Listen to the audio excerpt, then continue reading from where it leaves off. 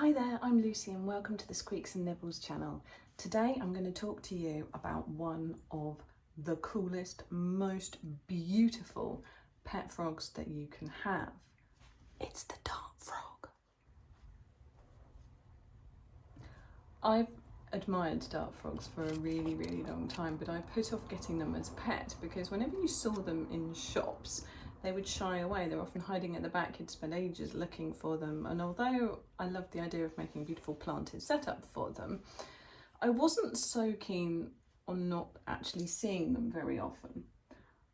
However, as you will see, there are certain types of dart frog like these that are a lot more confident and bigger than others.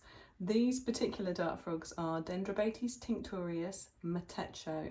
Now that final word, which I'm not sure if I'm pronouncing correctly, denotes just the colour pattern. The other part is to do with the species. Now these particular dart frogs are a lovely size. If you like bigger dart frogs, they're much easier to spot in the tank, and these guys are incredibly confident. I'm going to have to shut this door. As you can see, it's not ideal to hold them when you don't have a glove on, but they are so friendly, and they just want to be involved with everything that's going on.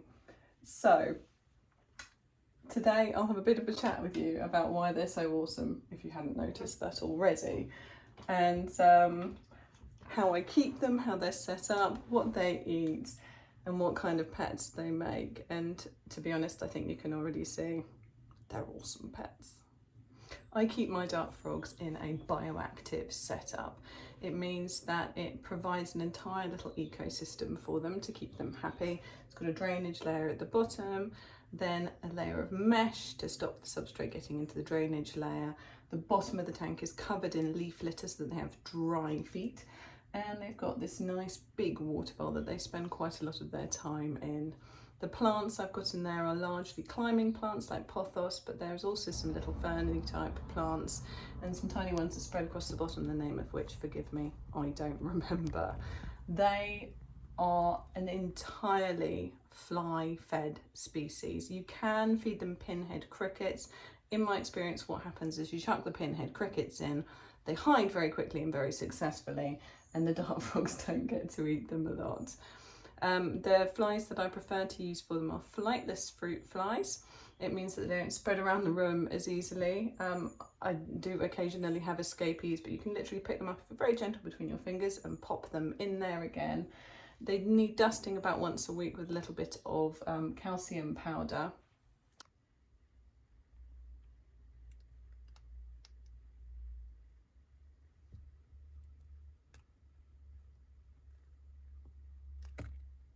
And the setup also has a UV strip, so they're fine at room temperature in a warm room, but as you can see, the UV is great for helping the plants to grow, but it also provides them with somewhere to bask. And these guys are amazing little climbers. They do get quite high up, and they've got lots of good basking spots in that tank as well. It's not where they prefer to spend most of their time, but they do definitely take advantage of the light. These confident little frogs are endlessly entertaining. As you saw at the beginning of the video, if I open the door, they try and get out and join me. I prefer to hold dart frogs, like any of my frogs, with gloves on because it's better for them. However, if I'm going to open the tank for these guys for any reason, because I know that they're liable to jump out and try and join me, I make sure that my hands are free of chemicals like soap and that they're patted dry, so there's the least possible opportunity for them being hurt by contact with my skin. Because they're amphibians, although they are very confident and nice little characters, do try to keep handling to a minimum, but if you want to show them off occasionally, it's not going to do them any harm. And I prefer choice-based handling, so that means that I will put my hand into the tank. If they want to come on it, that's fantastic, but I'm not going to force them or pick them up unless they show me that they want to be picked up. It helps to keep them confident and not afraid of you, which is obviously ideal because they're such a stunning showpiece other than anything else. Just watching them relax and jump around their tank is great fun. They also are very amusing to watch eat with their little tongues flopping in and out, and It's, yeah, quite the most spectacular display.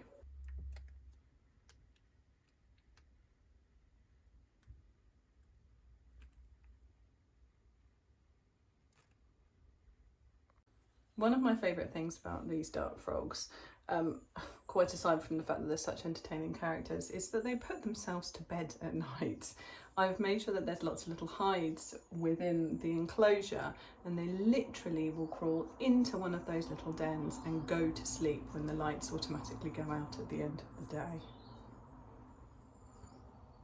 Amphibians are naturally quite mucky creatures. They will make a complete mess of the water bowl. You absolutely have to change that every single day. They will pee and poop in it, and they will knock the substrate and leaves in it, and just generally make quite a lot of a mess. What I do is I take the dish of water and I tip it straight into the toilet, and then I pour bleach on top of that before flushing. So that keeps the contamination from the waste from going through the sewer system and potentially longer term into the water supply as well, which is a concern of some scientists.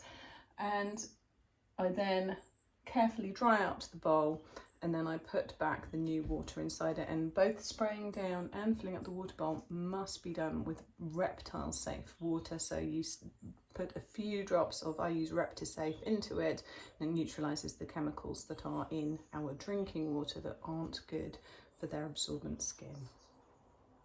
There are a lot of different types of dart frog, and my choice of dart frog is very clearly based on wanting something that is more visible and interactive, and you can see them just leaping around there. They are totally adorable pets, and if you're looking for a frog, I mean, you can't really go wrong.